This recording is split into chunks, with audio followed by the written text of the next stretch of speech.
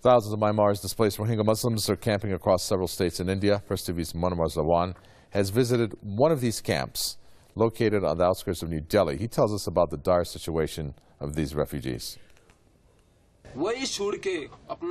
It was back in 2010 when Abdullah, a stateless Rohingya Muslim, fled his home in Myanmar, fearing for his life following a wave of attacks against Muslims by Buddhist majority.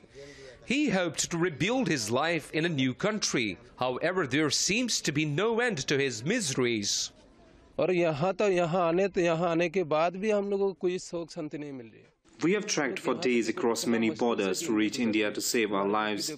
Thank God we are alive, but we are facing acute shortage of food, medicine, clothing, and we don't even have toilets, which is most disgraceful.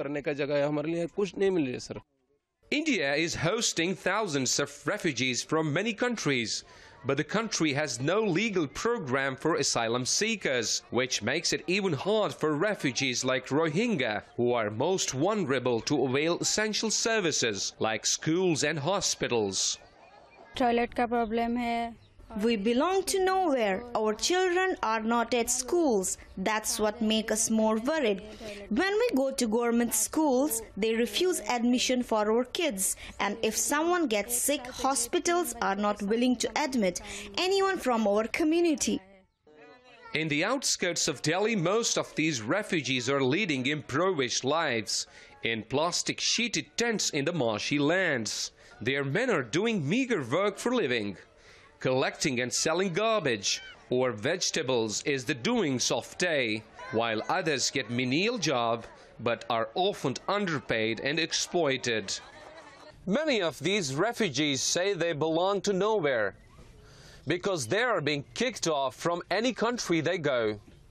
They want some land which they can call their home. The world community remains a silent spectator while these stateless people are being dragged into extreme poverty and neglect. Munawar Zaman, Press TV, New Delhi.